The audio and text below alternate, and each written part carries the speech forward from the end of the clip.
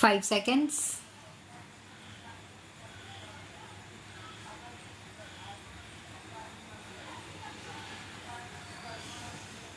Mr. Deputy Chairman, sir, before I deal with all the issues themselves and the statement made by the Home Minister, I would like to express my deep admiration for the person who has unearthed all these facts which are the subject matter of the discussion today.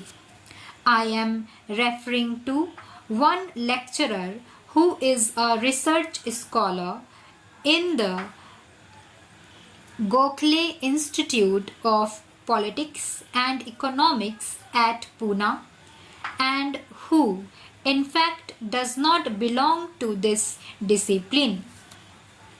He is basically a scholar who studies agrarian legislation, and it is by chance that in the course of his own efforts in the field of agrarian legislation, he discovered that there are laws relating to agrarian matters in the state of Bihar which have been enforced through ordinances, not once, not twice, not thrice, but scores of times, and not for a period of 6 months or 8 months or 1 year or 2 years, but to the extent of 13 years without the law being referred to the legislature at all. And it is then that he pursued this matter and came up with this treatise, which is called the Repromulgation of Ordinances, a fraud on the Constitution of India. I have not seen any book dealing with a drab, dull subject of this kind during the last many years which has received such reviews from every important paper and journal in the country. Everyone has said that this particular work that he has done is a signal services done towards the defense of the Constitution. The case of constitutional integrity has been admirably served by this gentleman by unearthing and revealing all these facts. Before I would deal with the facts and come to the point, I would like to say that listening to the minister, I felt extremely disappointed. The first half page of his statement add up to nothing else but a summary of the constitutional position and the provisions with which we are quite familiar. Everyone knows them. The substantial part of his statement comes in para 3, in which the government of India has virtually justified and agreed in whatever has been done. This is not a matter in which parties are involved.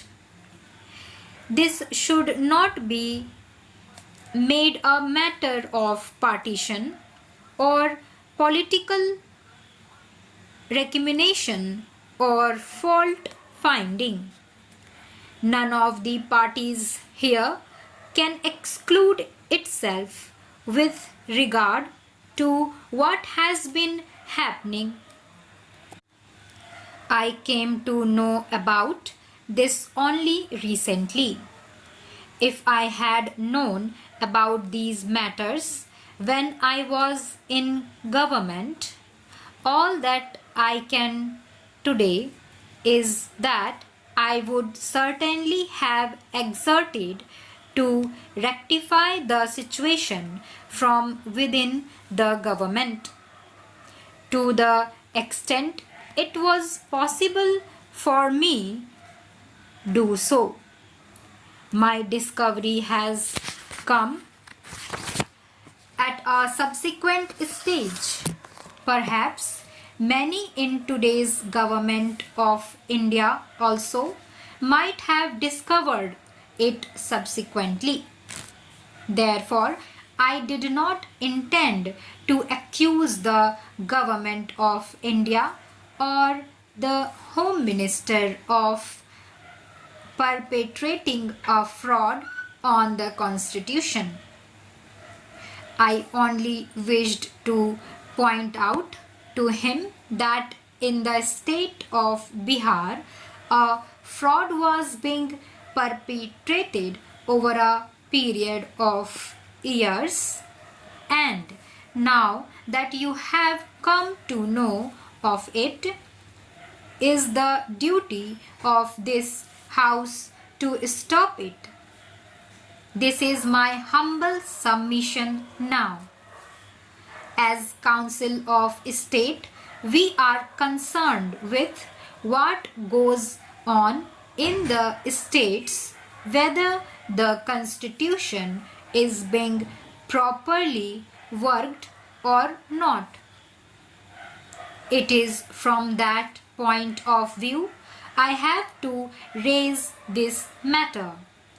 Para 3 of the Minister's statement says that the Constitution does not lay down any limit on the number of times substantially the same ordinance can be promulgated by the governor. That is indeed the specious argument that those who are doing this day in and day out in Bihar would advance.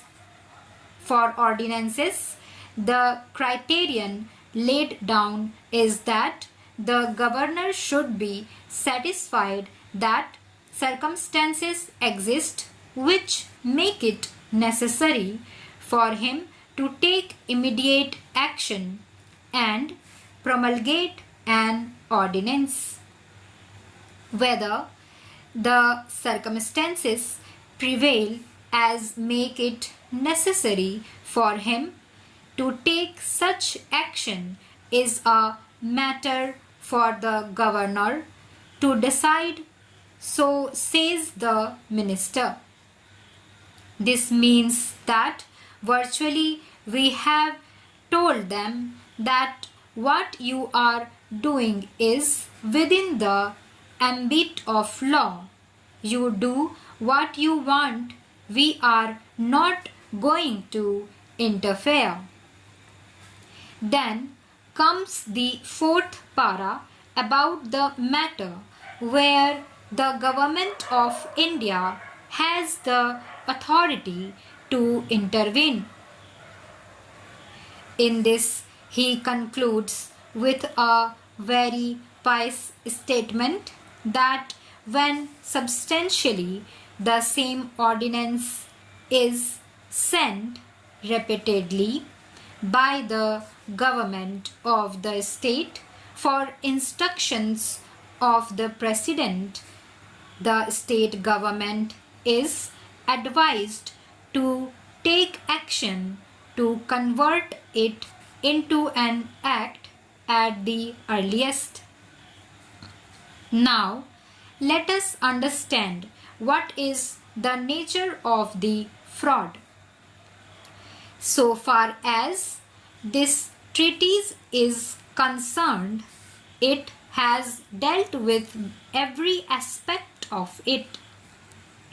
Even the modus operandi has it is done that has been laid bare.